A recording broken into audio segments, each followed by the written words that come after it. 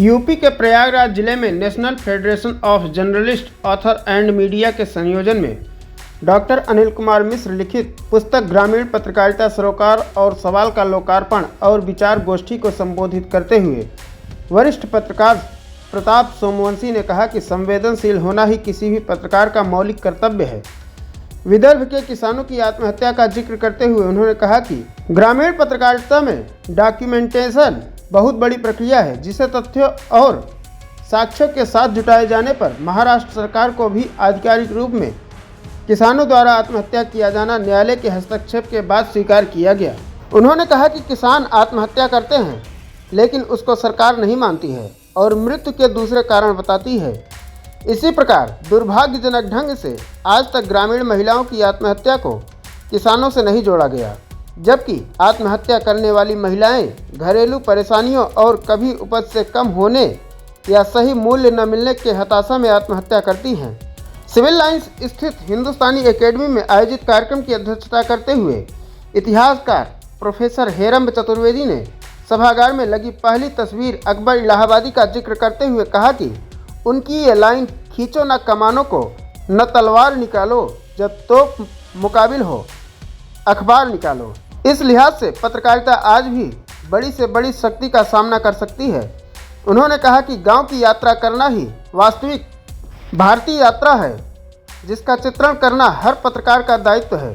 लोकार्पण को संबोधित करते हुए विशिष्ट अतिथि प्रवीण शेखर ने कहा कि ये पुस्तक पत्रकार की आप बीती अनुभव के संकलन का एक दस्तावेज है। ग्रामीण समाज की पत्रकारिता लोक भाषा, लोक जीवन, लोकगीत, खान पान, रीति रिवाज की संकलित झांकी है। शोधपूर्ण ये पुस्तक ग्रामीण जीवन के प्रति लगाव का प्रतिफल है। प्रकाशित पुस्तक में देश के चुनिंदा पत्रकारों का साक्षात्कार इस पुस्तक को जीवंत करती है। इसके पूर्व बोलते हुए इलाहाबाद विश्वविद्यालय के हिंदी विभाग के असिस्टेंट प्रोफेसर अमितेश कुमार ने पुस्तक की बृहद मीमांसा की। उन्होंने कहा कि पुस्तक में पत्रकारों की बुनियादी समस्याओं को उठाने के साथ ही समाधान भी दिया गया है। अमितेश ने कहा कि ग्रामीण पत्रकारिता के लिए रिपोर्टिंग करना शहरी मापदंडों से अलग है और उस कला को सीखना पड़ेगा। अमितेश ने कहा कि पुस्तक में लिखी आधार सामग्री यथार्थ में गांव के हित के लिए है, जो लोगों को विपरीत लगती है।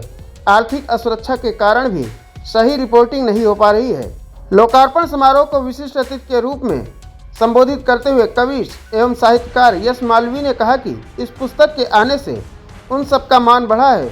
उन्होंने कैलाश गौतम की ये कविता सुनाते हुए कटाक्ष किया कि गांव गया था, गांव से भागा। यश ने यथार्थ का चित्रण करते हुए प्रताप सोमवंशी की कविता हरा एक पेड़ काटा जा रहा है, उसे प्रतिशत में बांटा जा रहा है का जिक्र करते हुए कहा कि पत्रकारों का दायित्व सरकार के विरुद्ध खड़े रहना है, उनका यश ज्ञान नहीं करना है। यश ने प्रताप सोमवंशी की कविता के जरिए उम्मीद जताई कि उम्मीदों के पंछी के पर निकलेंगे, मेरे बच्चे मुझसे बेहतर निकलेंगे।